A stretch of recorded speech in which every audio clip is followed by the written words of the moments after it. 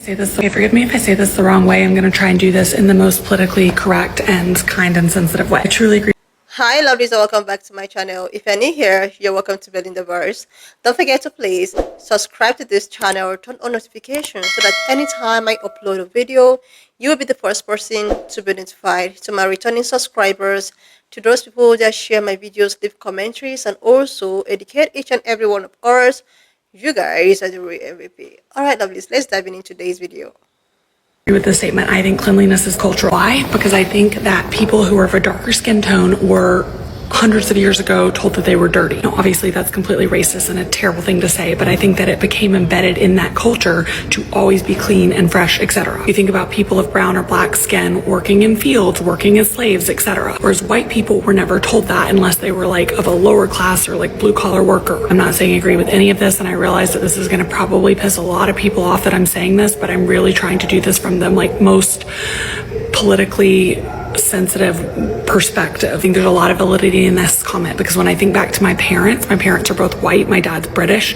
My dad literally sometimes showered once a week. He's a 6'4" white British man. He's never been called dirty in his entire life. He's never been told that he was dirty. He's never been told that his skin made him dirty. My mom literally probably showers 2 to 3 times a week. I just think this is a really eye-opening comment, and I think that it's 1000% spot on. Just something to think about, that there's a lot more history and culture behind certain traditions and norms and the way people live and are raised. And it's also kind of really fucked.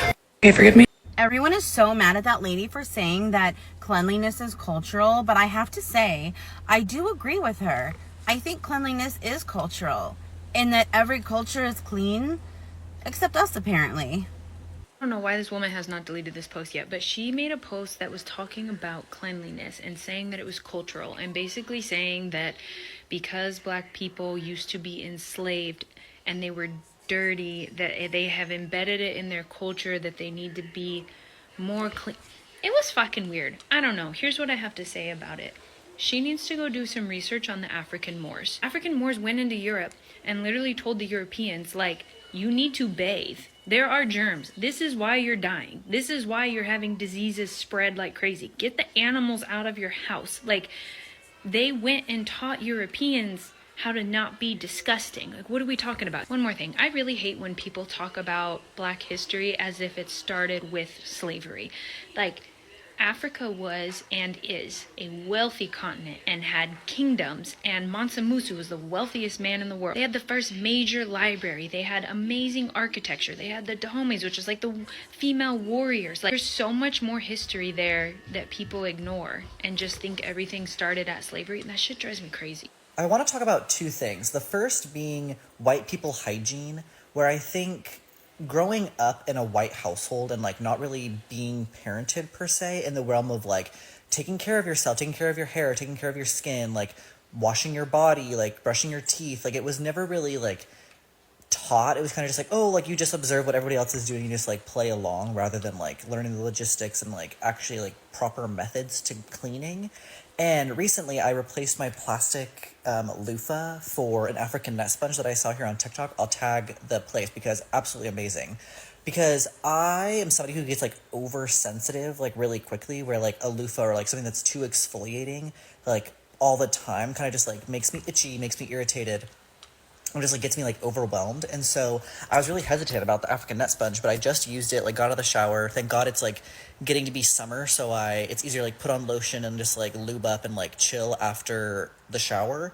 But highly recommend, like literally insane at like how clean I feel. I think that's just like the jokes of like letting the water like trickle down on your legs, like blah blah blah, like it was really nice to have something like exfoliating but like wasn't too exfoliating, but whatever.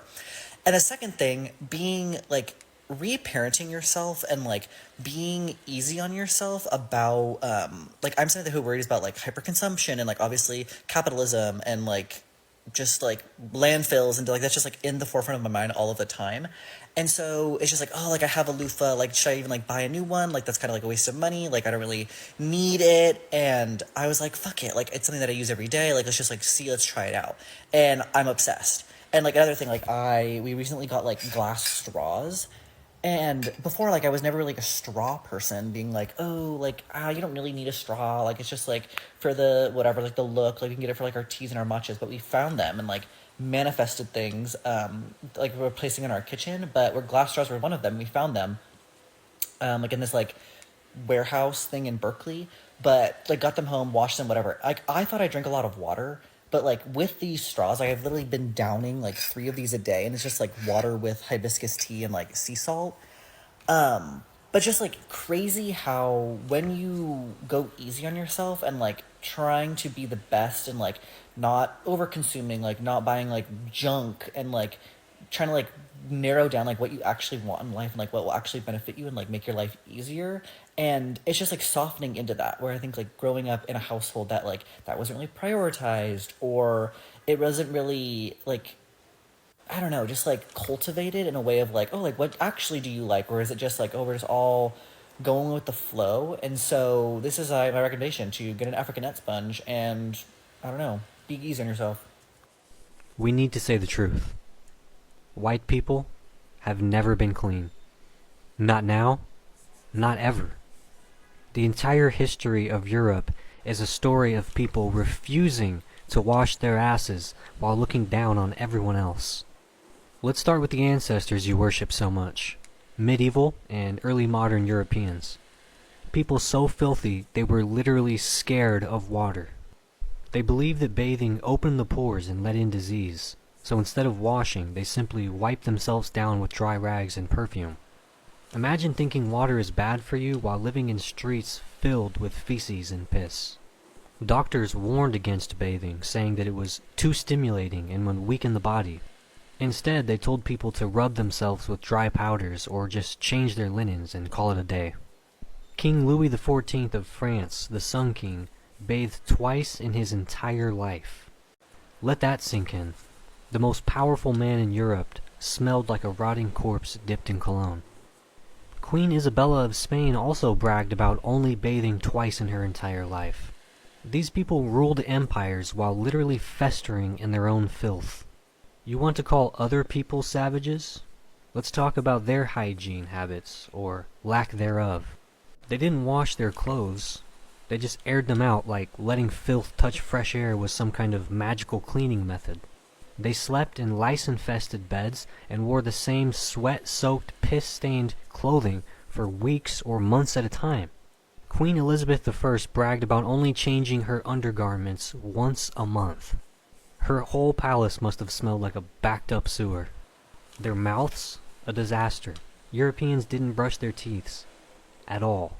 By the time they were 30, their mouths were full of blackened, rotting stumps. King James I of England's breath was so bad, people would write him letters telling him how unbearable it was to be near him. Meanwhile, at the exact same time, indigenous Americans, Africans, and Asians were bathing daily, cleaning their teeth with herbs, and wearing fresh clothes. But Europeans pulled up smelling like roadkill and still had the audacity to call everyone else dirty. Let's talk about the cities you love to glorify. Paris, London, and Rome. These places were open cesspools. People threw their shit and piss into the streets because they didn't have proper sewage systems.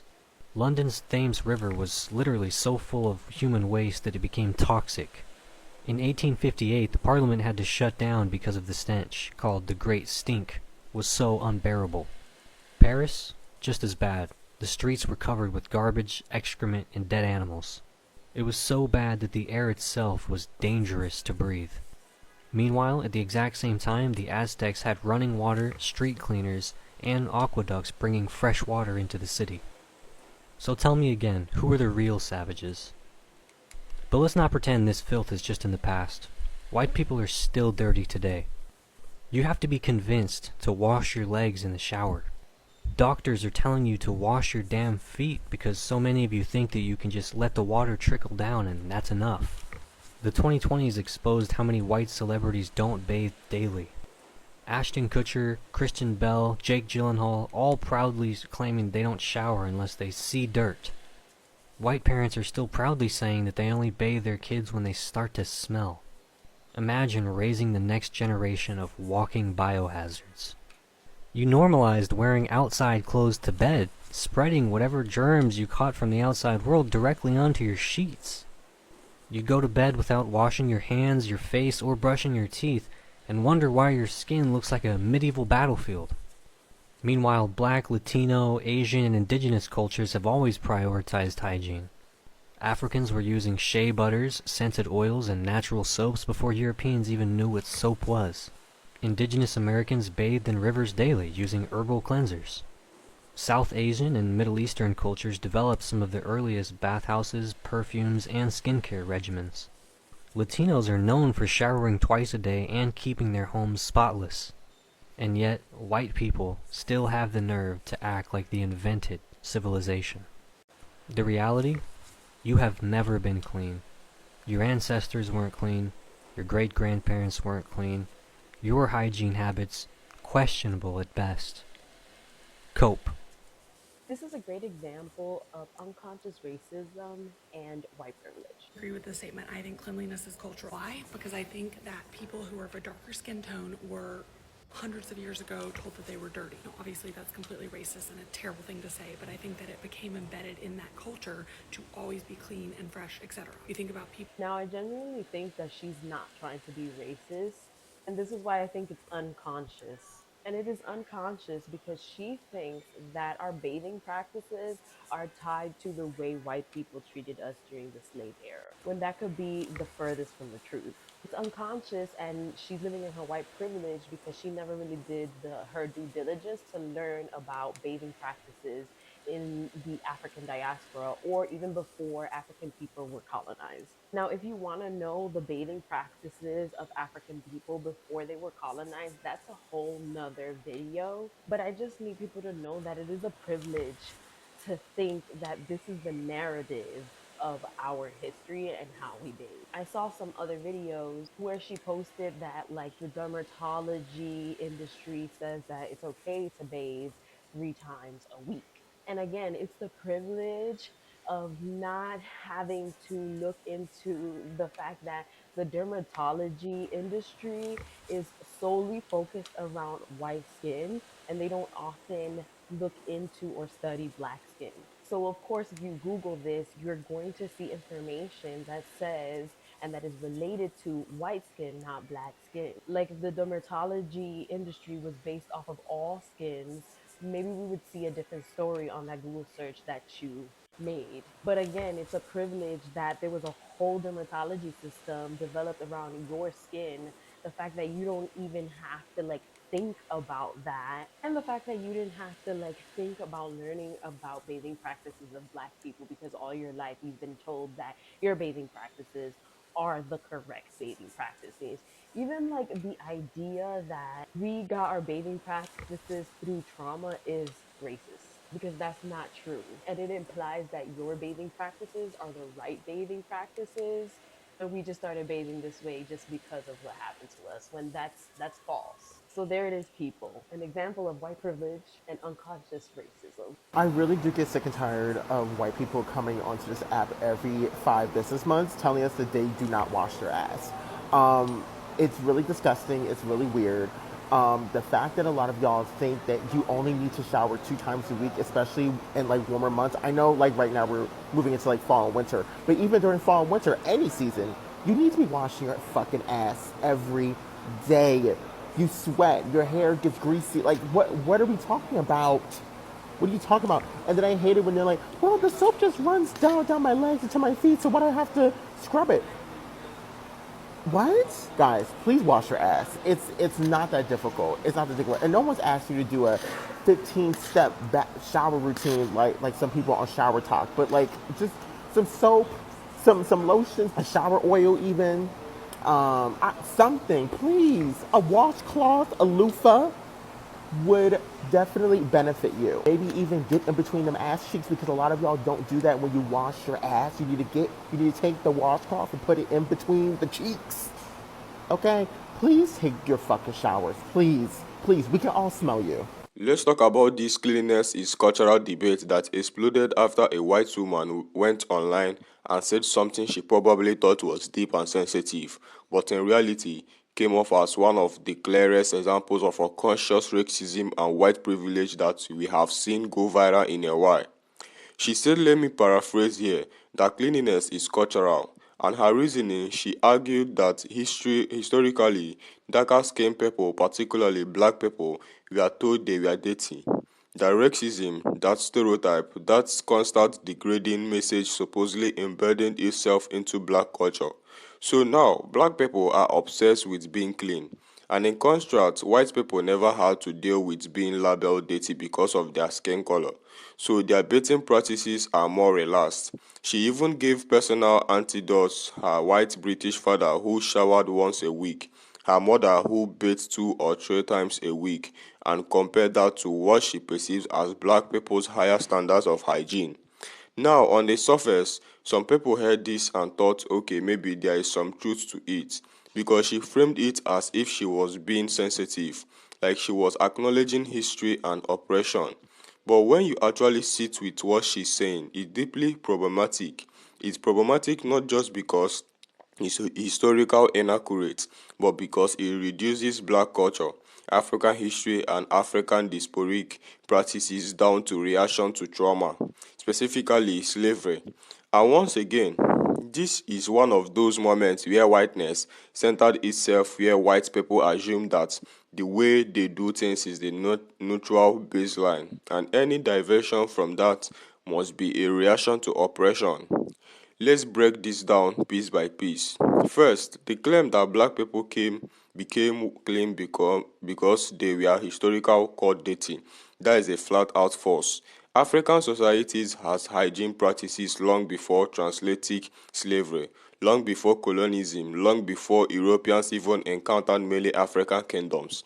If you go back to historical accounts, you will see that cleanliness wasn't just cultural, it was spiritual, communal, and embedded into everyday life. For example, in West Africa, people bathe daily using water from rivers, streams, and natural resources. In Ethiopia, bathing practices were tied to religious rituals.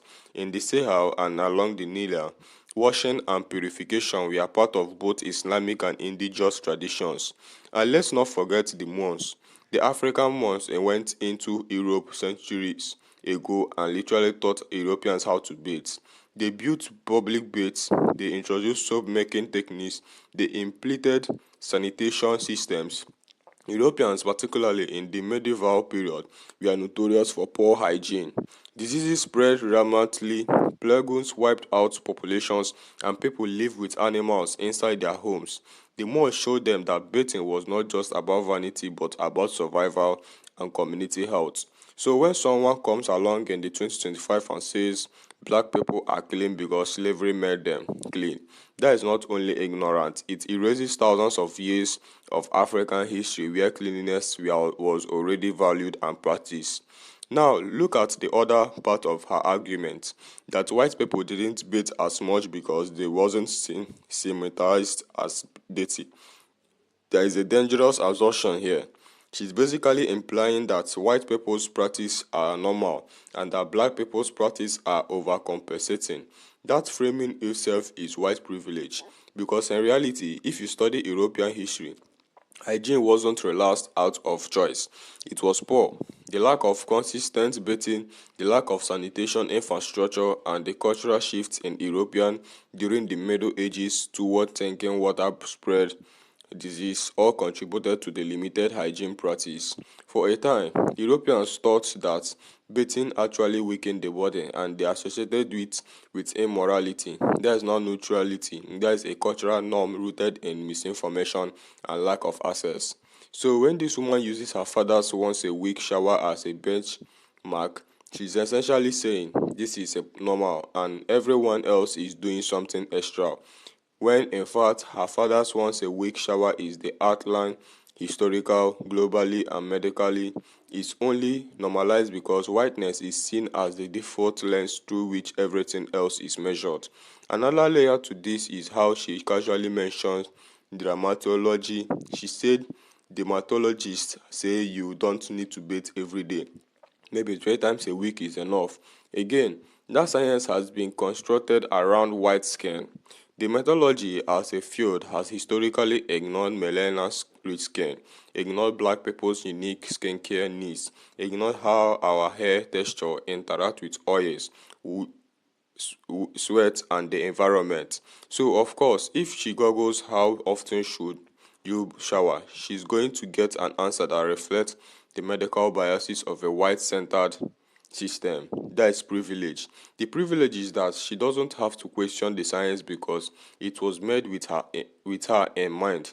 Black people, on the other hand, have to constantly adapt, adjust, and even create parallel industry just to take care of our skin and hair properly because mainstream dermatology and cosmology doesn't patronize us. And this is why so many people were upset with her post, not because she was racist on purpose, but because she was so confident in her perspective without even doing the due diligence to learn about African history, African culture, or even the realities of model dermatology biases. That is unconscious racism. That's how white privilege functions. You don't have to intend harm to perpetuate stereotypes, to erase history, and to reinforce whiteness as a standard. Now, let's step into the bigger issue here. The way white people often talk about black history as if it starts with slavery. You hear it in classrooms, you hear it in political speeches, and you see it in the media. It's as if before slavery, Africa was some void, some empty wilderness where nothing of value happened. That narrative is not accidental, it's a colonizer narrative. It strips away thousands of years of African kingdoms, empires, innovations, and cultural achievements. It strips away Timbuktu and its libraries. It stripped away the wealth of Mufasa, the architecture of Great Zimbabwe, the warrior women of Dahomey, the advanced irrigation system along the Nile, the trade network across the Sahara. Africa wasn't a rational continent, it was a leader in knowledge, spirituality, and civilization. So when this woman says cleanliness is cultural, but frames it solely as a response to slavery and racism, she is unintentionally but very clearly participating in that erasure. She's participating in the mindset that says your culture comes from what we did to you, and that is insulting, that is false, that is damaging. And this is why people, especially black people online, we are quick to bring up the monks because it's one of the clearest counter examples. The monks didn't wait to be told they were dirty. They were the ones teaching hygiene. They were the ones introducing systems, and that history completely undermines her entire thesis. Now let's also address the anger you see from black creators responding to this. A lot of them hasn't just mad at the historical inaccuracy.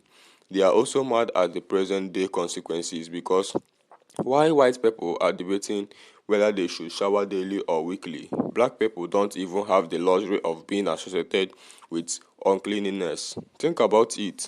A black person who doesn't shower daily, who looks disheveled, who smells even slightly off, is immediately judged harsher than a white person in the same condition. That's racism. That stereotype persistency. So for black people, maintaining cleanliness isn't just cultural, it's survival. It's about respectability politics. It's about not giving anyone ammunition to call us dirty, lazy, or less than. And that double standard is exhausting. Meanwhile, you have got white influencers online openly dragging about what washing their legs, not using wash clothes, not washing their hair for a week, and it becomes quickly content. But if a black influencer said the same thing, they did get it dragged to hell and back, not by white people but by their own community too, because we can't afford to be associated with fleets. That's how deep the double standard goes. So here is the bottom line.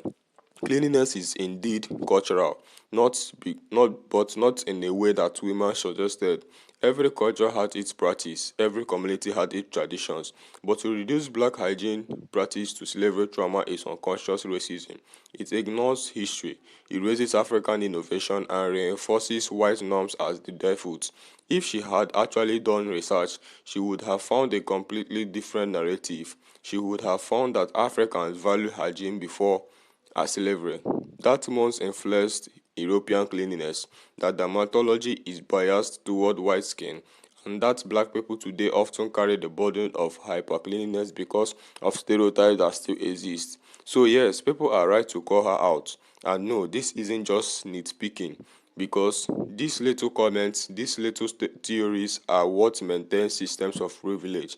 They are what keep racism unconscious, invisible, and defended under the guise of just sharing an opinion. At the end of the day, it's not just about showers. It's about history, about privilege, about who gets to define what is normal, and about who carries the weight of stereotypes. And until white people do the work of unlearning these narratives, we will keep seeing moments like this go viral, where someone thinks they are being sensitive, but really they are just recycling the same old erasure in a new package. And if you have watched up to this extent, thank you so much for all the love and support. Don't forget to please leave me your own thought in the comment section of what you think of this video. And please do not forget that we do not support any form of bullying and harassment. Alright, lovely. See you when I upload the next video.